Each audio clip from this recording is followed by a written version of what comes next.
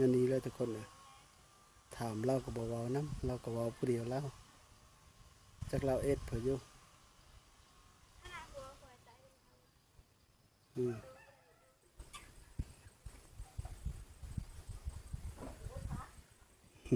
สองทางติดต่อมุนซอเสียงผู้ไทยหนูหน้าไปเสื้อวะคันเรามาเลยว่านี้หนูหน้าขึ้นมาแต่คงเห็นมีเห็นเจ้าจะไปเชื่อ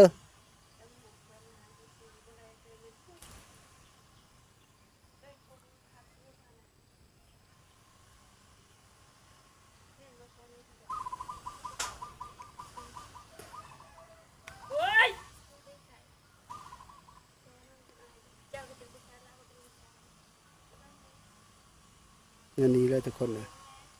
ถามเราก็บอกว่าน้ำเราก็ว่าผู้เดียวแล้วจากเราเอ็ดเผื่ออยู่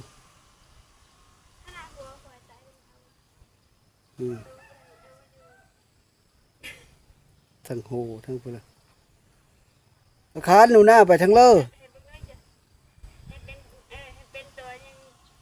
คือมีคนเว้าน้ำนี่แหละ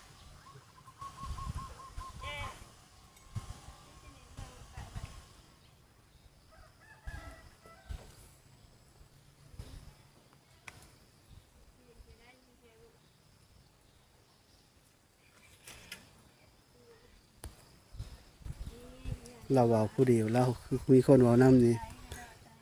จากหนูหน้าเราเว้าไปเฮิรนเพื่อแหละ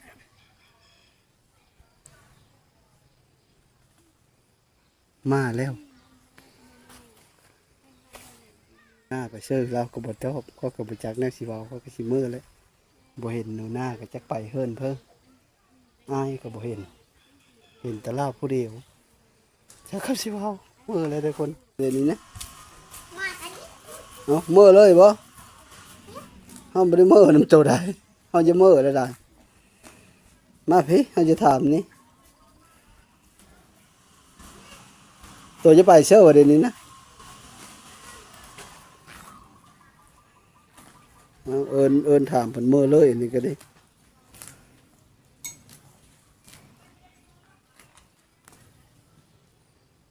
นะมือหาแม่แล้วฮอดเฮิรนเลย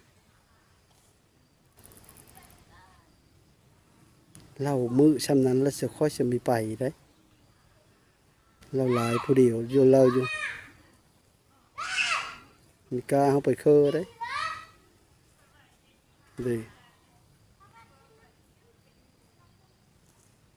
เราเอาผัวคอยสังเป็นนี่สันสีอยู่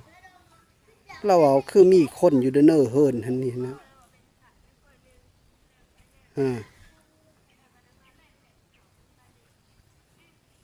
เราเอ็นข้างในเว้าคือที่เฮาเว้ากันนี่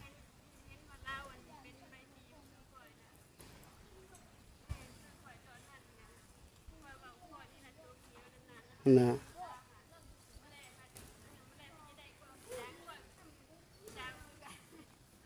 ทั้งเว้าทั้งโหอยู่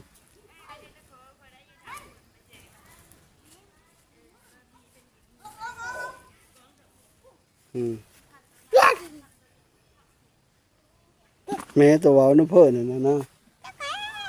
ฮะไปเชื่ออีบันนี่นุงเขาไปตะวันนี่ไม่ได้แก้เลยสะแล้วบ่อย่าลังโหเขาซื้อมาเฮิรนเอากะ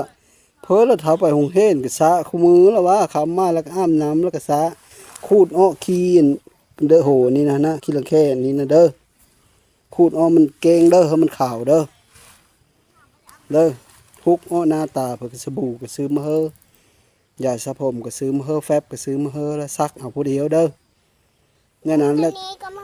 เนี่ยถือขี้ไข่แล้วก็ซักเห็นบ่แม่ตกกระลายอยู่ผู้เดียวยิ้มลาบอยู่เขามาถามหาว่าหนูหน้าไปจักไปเชื่อแหละเราไปเลาะหาตัวไปเห็นที่กลางบ้านดินทำบักงดฮะซื้อซาซาไม่นะบ่นะเอากาบมันเชื่อสิกาบแต่นั้นมันหาดเลยเอาเงินมาซื้อเอาเฮงก้อยหาหนูหน้ามื้อนี้ก็ดีพอก็สิได้เมื่อแล้วบ้านนี้ก็ดีสิไปหาเอาปงโตเมื่อเลย ขอกราบทักทายสบายดีและสวัสดีพ่อแม่พี่น้องสู้ผู้สู่คนมื้อนี้ขอบ่ม่วนกะหลังจากอันผู้ใหญ่ใจดีเพิ่นฝากเงินมาเฮ้อผงค่อยกลับมาหาเล่าแต่ว่าอันนี้ก็บ่ครบเพราะว่าเล่าไปหาหมอเล่าไปหาหมอไปเป้าเล่า หัวข้าวกันยาง เล่า ก็ไม่ได้ คัด คือ หัวเข้า ขรถ นะ นอนขรถเลย นี่ ว่า แหละเล่าก็ดีแต่ว่าเล่าอยู่ในตู้ตอนนี้ก็ดีเล่า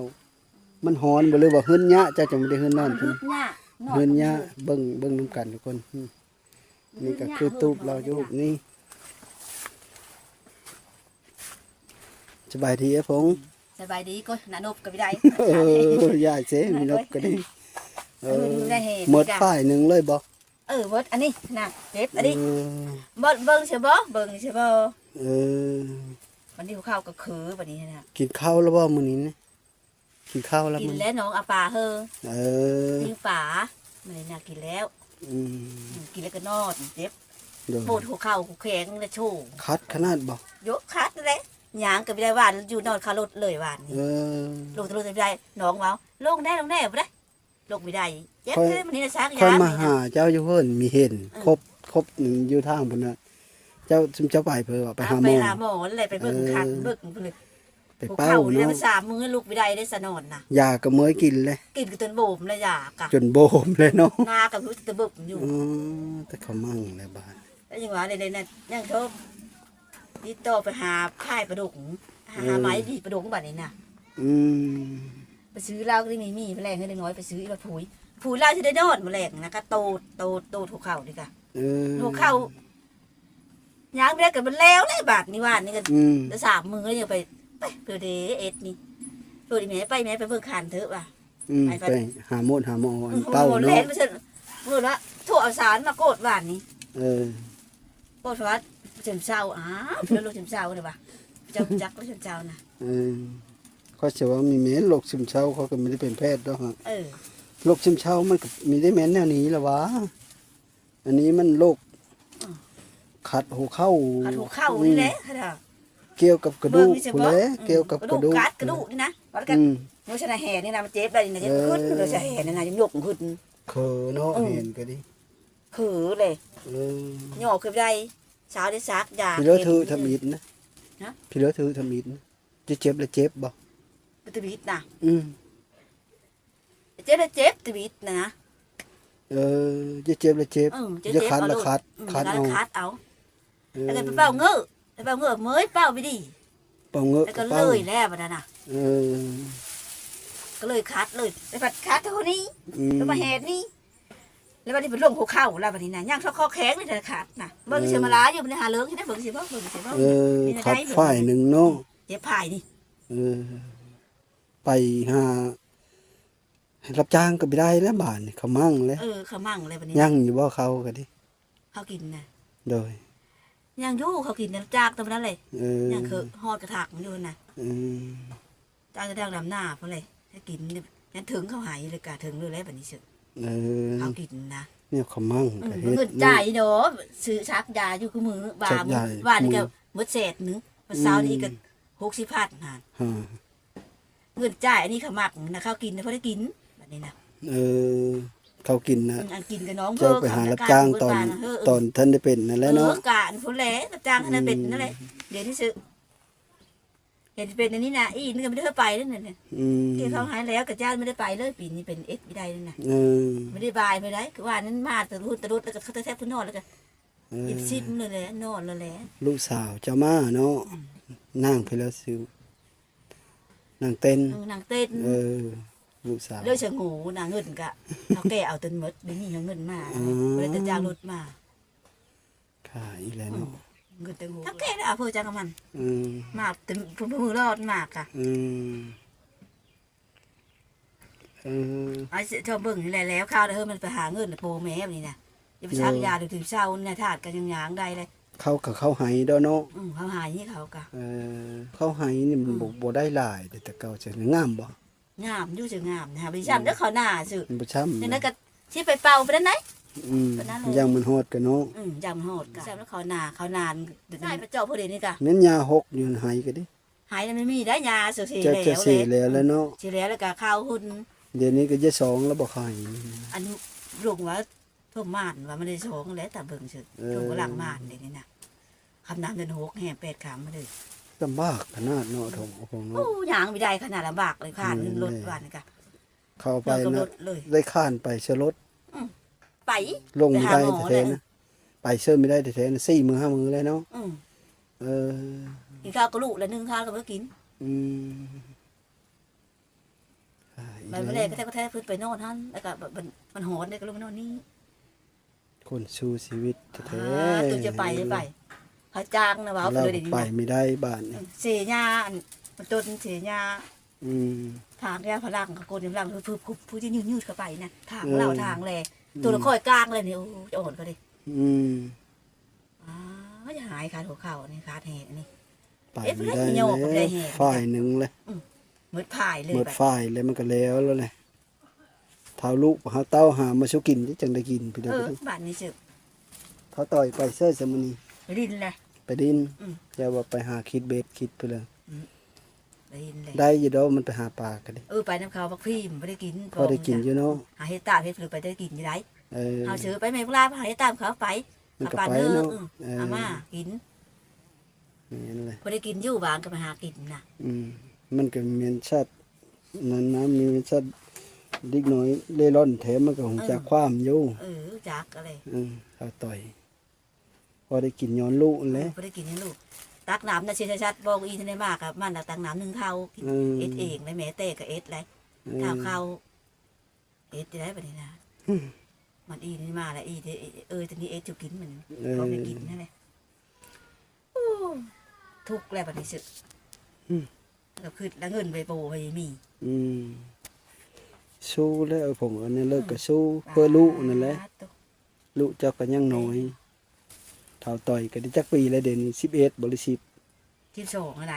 ตอนนี้แลกเงินนั่นน่ะเพิ่นฝากมาเฮ้อ500 บาท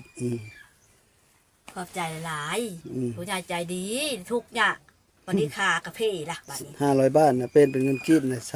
300,000อันถ้ามีนะเพิ่นฟ้ากมาเฮ้อค่อยนะ500เฮ้อหนูหน้านะ500แล้วก็เฮ้อเจ้า500เป็น1,500นะ ขอบใจหลาย เป็น1,500ผู้เดียวนั่นแหละฟ้านั่นแล้วก็ค่อยไป ขอบ เป็น ใจผู้ใหญ่ใจดีหลายโอ้ยได้ป่วยได้บัดนี้สึ เลยพอได้ซื้อยากินเนาะ ป่วยละพวกข้าวกันใหญ่ อืม เพื่อกับคือคำออมล่ะ พอได้ซื้อยากินก็ได้เงินเพิ่นฟ้ากมานี่แหละเฮ้อซื้อยากิน จูชากาศทางมีเฮลามโลยมีความสุขเจริญ อืมคอยมาหาเจ้าว่านนี่ก็เบน อาภาค3 มื้อแล้วนอนน่ะ แม่นเลย ไปเลยบัดนี้ไปไม่ไปหาหมอได้ป่ะ อืม ไปกูดประสากยางับชื่อมืดเศษ1 วัน ถ้าต่อยก็บ่ได้เฮาเฮ็นช้ำเนาะ ไปเฮาได้บาดในยา เฮาสิเลิกคันเฮานะ เฮาก็บ้านี่นะก็มันมีเฮาเลยโหดห้อง4นี่ก็ยาอะไรตัวนี้ เอาเลยเพิ่นมีเฮามันเฮานะ มันมีเฮาเลยบอกก็มีเฮา เออบ่สมมุติเขาซื้อปื้มซื้อพี่เฮินมันเฮา มีอ บ่ ยู่ปึบมันน่ะชงเชอก็ได้อยู่ เอ เพิ่งเก่ามันน่ะ เออ แล้วเฮาเป่ามันมีหยุกเขามันมีเฮาได้ เออ ครูดินมันก็มีบักเวนหั่นน่ะผู้มีเฮาก็มี อืม เมื่อแต่บอกล่ะ ค่าแล้วอันนั้นจะอย่าว่าอย่าเฮาอยู่ละมีเฮามีแล้วค่อยสิซื้อเฮ้อปึ้มน่ะนะ มีอยู่มันมีเฮามีเฮาหมู่นี่มี อืม ครูหมู่แต่ก็เฮาบักเวนไปแล้วนี่น่ะ อืม บักเวนก็ย่าเนี่ยอีกกูเป็นก็ย่าแล้วก็ย่าอะไรแบบนี้น่ะ เออ มีเฮาเลยแล้ว อย่าว่ามีปึ้มมีซอพี่เหลือหั่นนี่ ถุง แหละ อ่องขนาดถุงขนาด ผมก็ ซื้ มี อแสน เนาะ นึงน่ะถุงเอาไว้ตู้พวก เออ เขิงน่ะ มันจะย่าเนาะ มันจะย่า อืม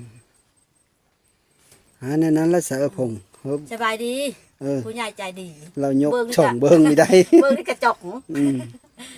เฮ้ยดีเสียเด้อเฮ้ยดีเสียเฮ้ยดีเฮ้ยเศร้าเสียเด้ออะไรเธอเขาจะมา ขอบ เจ้า ใจ ไป หลาย ขอเฮ้ยดีเฮ้ยเศร้า ตัวกุ้ย พ่อก็ขอบใจนำผู้ใหญ่ใจดี ขอเพิ่นอยู่ดีมีแห้ง ไม่ชุบ อืม เป็นลูกสบาย ลำเฮอโลยคัน เวลาเมื่อโรยเวลาเมื่อโรยกว่านี้ สาธุ จ้าทุกเบิ่งดิขนาดเบิ่งกันลอย ยกไม่ได้เนาะ ยกไปได้เบิ่งนี่กะ อืม นั่นแหละสักค่อยมื้อกันเด้ออยู่ดีมีแห้ง เข้า ดี ใจ เสีย หลาย สบายดี สบายดี เบิ่งไอ้พงมื้อนี้ก็ถือว่าลำบากเลยเติบเล่ากัน ได้ เล่าดุแท้ใดเล่านั่นได้เล่าหาเงินหาค่ำไปหารับจ้างเสียหญ้าเสียค่าเขาเจ้าแต่ละมื้อแล้วก็เล่าไปทางให้ผู้เดียวนำเข้าผู้เดียว แต่ว่าเราสู้ชีวิตและผลสุดท้ายก็เล่าก็เป็นแนวนี้เลยขาดหัวเข้าเลยไปบ่ได้แล้วบาดนี้เรายูทูบน้อยนี่นะตัวนี้เนี่ยเฮิรนเล่าเฮิรนไม่ได้มันเฮิรนยะเล่าหัวเข้าวันขาดหัวเข้าแล้วนะเล่าเฮิรนบ่ได้บางเราก็ยูทูบนี้ทูบตัวเราเฮ็ดแต่ตรงสูงย่ำแรงแล้วค่อยแล้วมาเฮ็ดน้ำ มาเอ็มฝาซอยเล่านะแต่ฝนฟ้าเล่าก็เอาพยางมาข้างเติมอีก มันเลยเป็นตัวกระโลกนอดไหนผมตีไหน ฝนตกแล้วเจ้าย่านมันเซ่เดี๋ยวนั้นได้เนาะ หลังแล้วมันก็ลืมไปซื้อแล้วมันหลันกันไปแล้วน่ะ เอ แล้ว อ มันทับหูละมันเลยเป็นตัวกระโลกนอด อืม นอดเท่าโซ่มันมีเป็นตัวนอดมันตีเลย เออ แล้วไม่ตัวนอดเท่าไหร่เดี๋ยวนี้เป็นตัวกระโลกมา บ่ได้ฟันบ่ขึ้นนี่ยังฟันเอาตัวกงได้ ไม่ได้ชัดเลยดูจากกันโอ้โหดิจะทุกหญ้าตัวนี้ดิ เห็นเลย